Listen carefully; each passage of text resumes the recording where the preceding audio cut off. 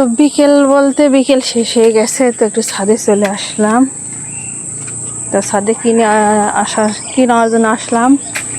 এই দেখেন, আপনাদেরকে ফুল দেখাইছিলাম না মরিচের, দেখেন মরিচগুলো আবার কিন্তু ধরছে, দেখেন কত মরিচ, সুন্দর মরিচ ধরছে। এই দেখেন, এই যে এখানে, ওই যে। আর বেদানাটা কি সমস্যা হয়েছে নাকি? ওগুলো কিন্তু খুব বড় হয়েছে, এই যে দেখেন।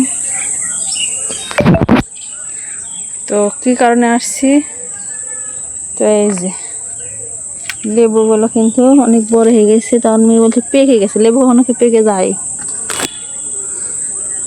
এই দেখেন,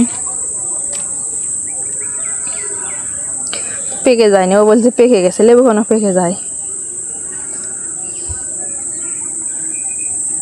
এটা নেব না এটা নেব?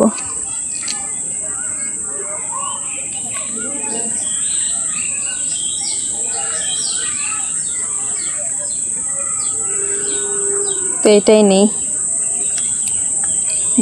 দেখেন এত পরিমাণ বোটা কিন্তু শক্ত, এই যে দেখেন।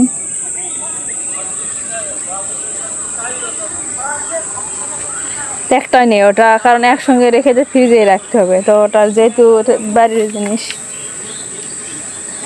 দুইটা নিয়ে কি হবে, তো একটাই তুলে নিলাম। আর এখানে দেখেন এই যে পাথরকুচির পাতা, দেখছেন কত বড় হয়েছে, দেখাছিলাম না ছোট ছিল, দেখেন কত বড় পাতা, দেখেন না। এটা কিন্তু লিচুর গাছের গোড়ায় কিন্তু হয়েছে, এই যে দেখালাম না।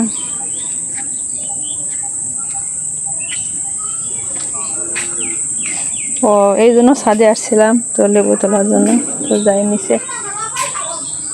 তার কিছু দেখবেন, কিছু দেখাবো।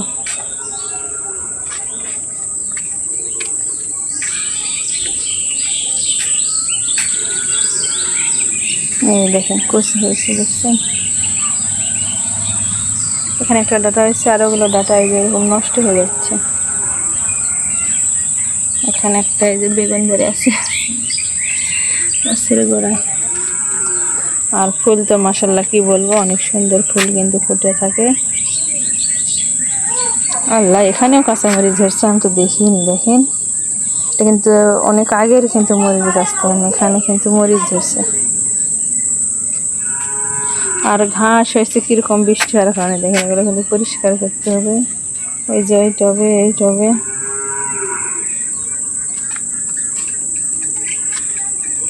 আর এখানে একটা দেখেন আম গাছ, আমি এখানে আটি রাখছিলাম, তো দেখেন কত সুন্দর হয়েছে।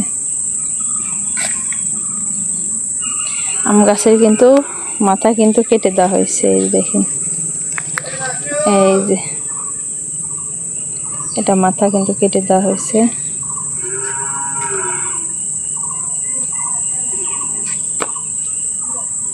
তো চলুন নিচে যাই। এই যে ঢেঁড়স কিন্তু আমি এই যে কেটে নিয়েছি, কিন্তু এই যে বোটাটা আমি তুলে নিয়েছি, তো ধুয়ে নেবো আগে, কাটার আগে ধুয়ে নিতে হবে। নেওয়ার পর কিন্তু আমি কাটবো। আগে কাটলে কি হয় দেখেন না, যে ঢেঁড়স তো মানে কি বলবো, এত লালপা হয় কিন্তু বলার বাহিরে। আগে ধুয়ে নিতে হবে।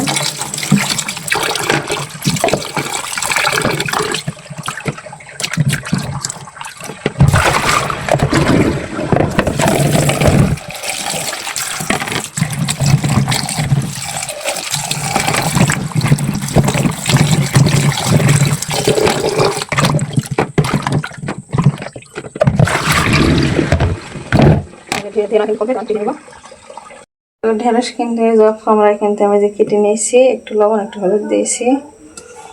আর এখানে যে পেঁয়াজ কাঁচামরিচ কিন্তু সব ভেজে নিয়েছি। আর এই যে ছোট্ট একটা কড়াই তুলে দিয়েছি, কারণ যেহেতু অল্প ভাজি।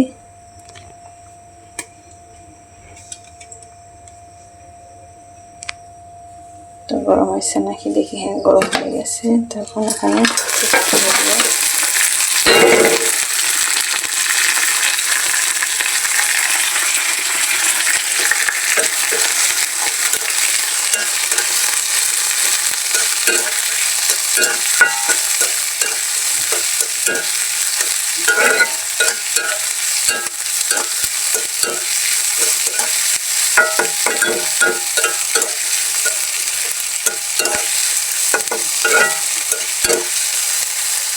রাতে কিন্তু ডিম বোনা আছে, সেটা ভাজি হবে।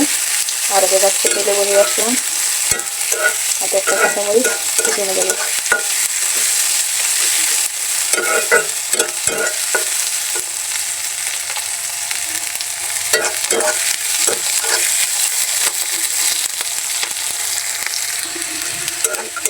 লাল লাল করে কিন্তু ভাজা হয়ে গেছে। এখন এটা আমি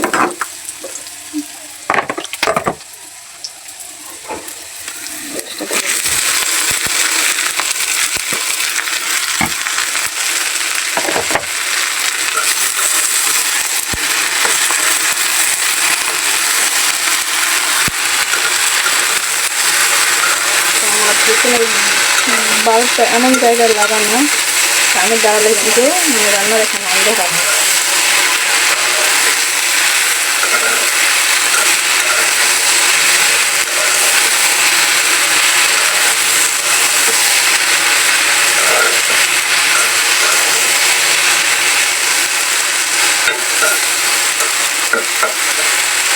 কিছুক্ষণের জন্য কিন্তু ভেজে এই যে এখন ভেজে দিলাম। দেখি রান্নার কি অবস্থা। তো চুলার হিটটা দেখেন কত কম দিয়ে রাখছি, কারণ বেশি দেওয়া যাবে না, অল্প তাতে কিন্তু রান্না করতে হবে। তো দেখেন একদম কত হয়ে গেছে।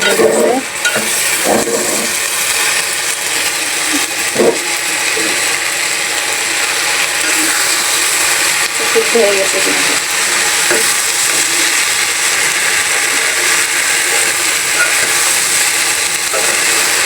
তো বেরোজ বাড়ি সবাই কিন্তু করতে পারে, যেহেতু আমার রান্না চ্যানেল না, তো ব্লগ চ্যানেল, তো রাখি শুরু করি, আমার সাথে শেয়ার করি, তাই শেয়ার করতেছি। যারা পারে না, তারা নতুন, তারা শিখবে আমাদের রান্না দেখে, এই জন্য দিই। কারণ আমরা তো দিই নেই, বাইরে যেতে পারি না সবসময়, সবার মাধ্যমে বাইরে কি ভিডিও দিব। তো বাড়িতে যাওয়াতে তাই সে করতে আসতেছি, শেয়ার করি। সেটা দেখে যদি তার উপকার হয় তো অবশ্যই একটা লাইক আর একটা সুন্দর একটা কমেন্ট করবেন এবং আরেকজনকে দেখার সুযোগ করে দেবেন। এখন একটু তেল দিয়ে নিতে হবে।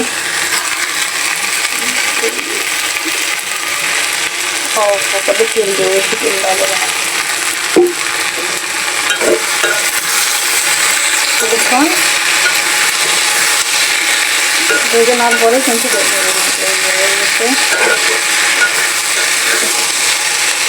সবুজ রেখে একটু হলুদ না দিলে কিন্তু রঙটা কিন্তু থাকে না। হলুদ দিলে কিন্তু খারাপটা যাবে,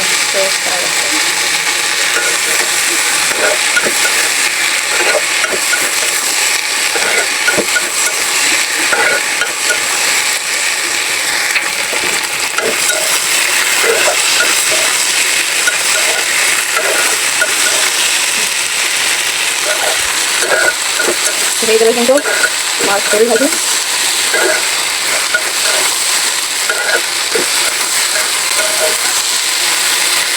তো আজকে ভিডিওর প্রথম থেকে শেষ পর্যন্ত যেখানে ভালো লাগছে যার যেখানে, তো সবাই একটা লাইক দিয়ে সুন্দর কমেন্ট করবেন, ভিডিওটাকে লস করবেন। আজকের মতন ভিডিওটি পর্যন্তই। খাওয়া দেখানো সম্ভব হবে না এই পর্যন্তই। তো লেবু চলে আসলাম, দেখালাম, সম্ভব হলে দেখাবো।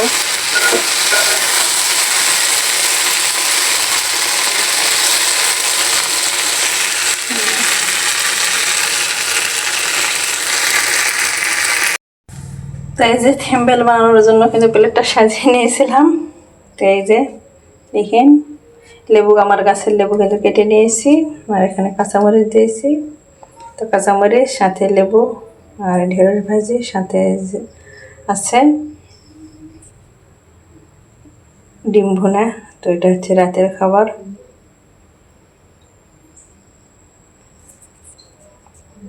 তো আজকের ভিডিওটা সবার কাছে কেমন লাগলো সবাই সুন্দর কমেন্টে জানাবেন। তো সবাই ভালো থাকবেন, আল্লাহ হাফেজ, আসসালামু আলাইকুম। আর প্লেটটা সাজানো আমার কেমন হয়েছে সবাই কিন্তু জানাবেন।